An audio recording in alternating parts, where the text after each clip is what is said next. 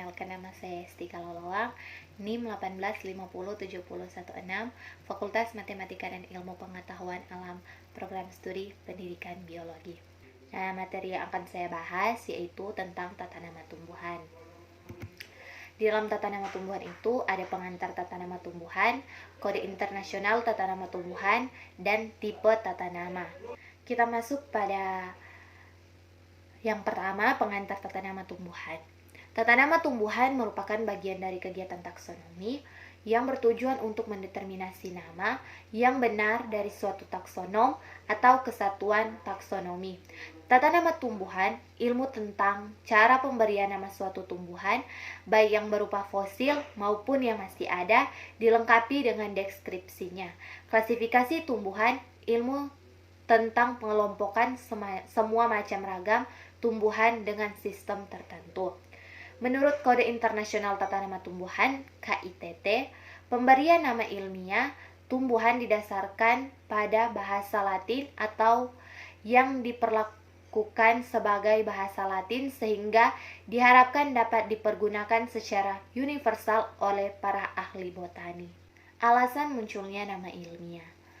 Beraneka ragamnya nama daerah, tidak ada kemungkinan nama daerah tersebut diberlakukan sebagai nama internasional.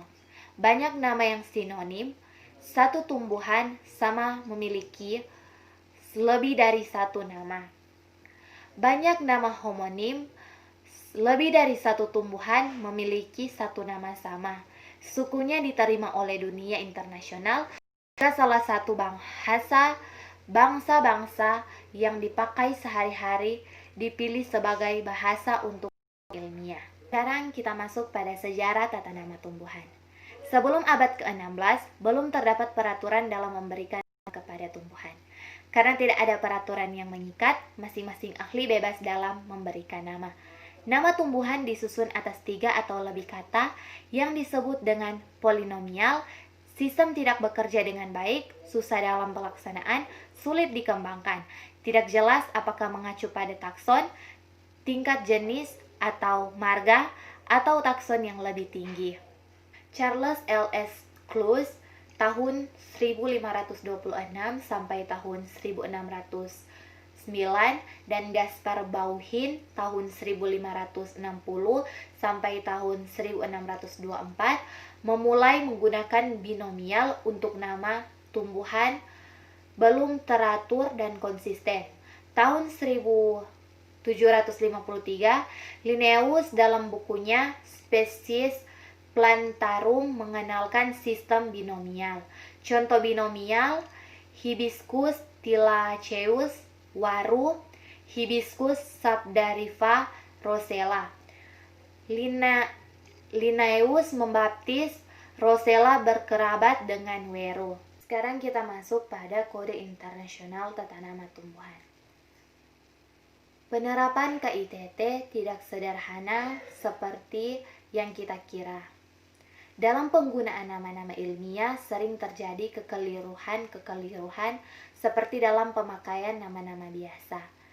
Ketentuan-ketentuan yang termuat dalam KITT dapat mengalami perubahan atau tidak berlaku lagi sebagai akibat usul-usul perubahan, penyempurnaan, penghapusan, dan lain-lain dari para ahli Muktamar Botani Internasional.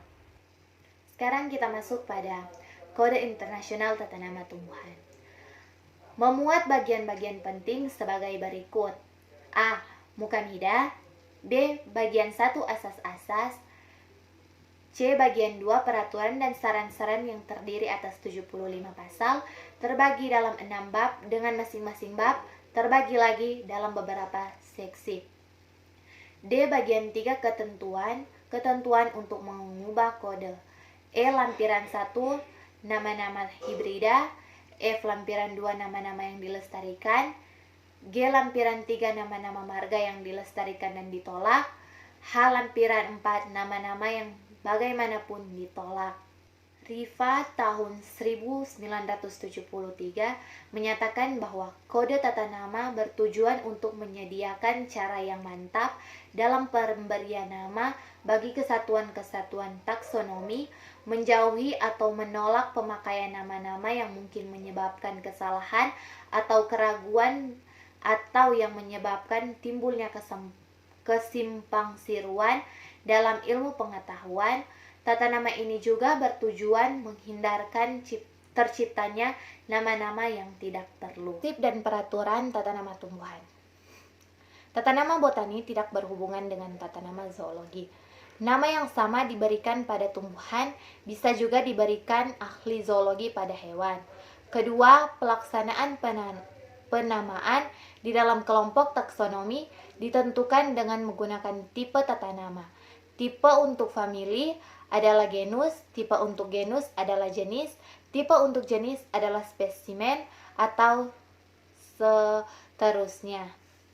Yang ketiga, tata nama dari kelompok taksonomi haruslah berdasarkan pada prioritas publikasi.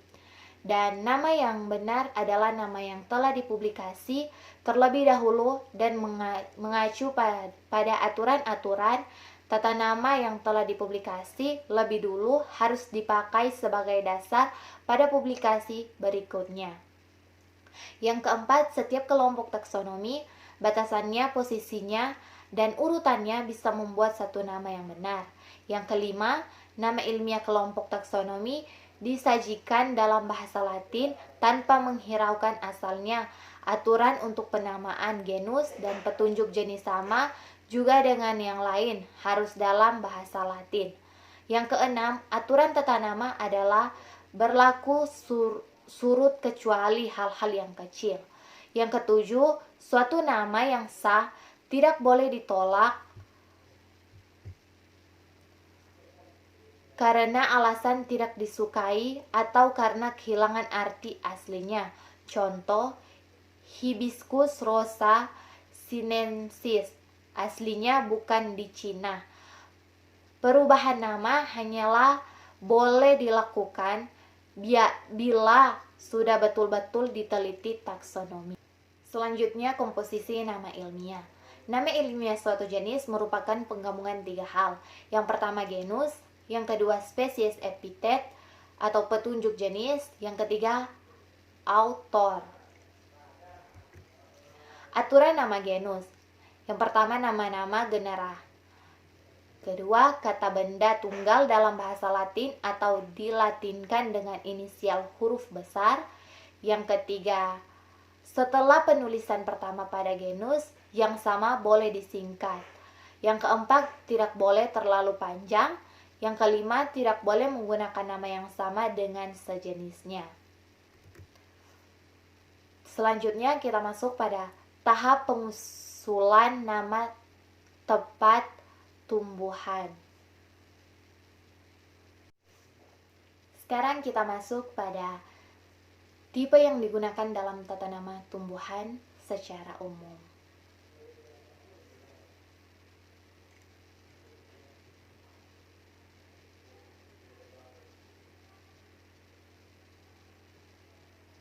Sekian dari penjelasan saya tentang tata nama tumbuhan.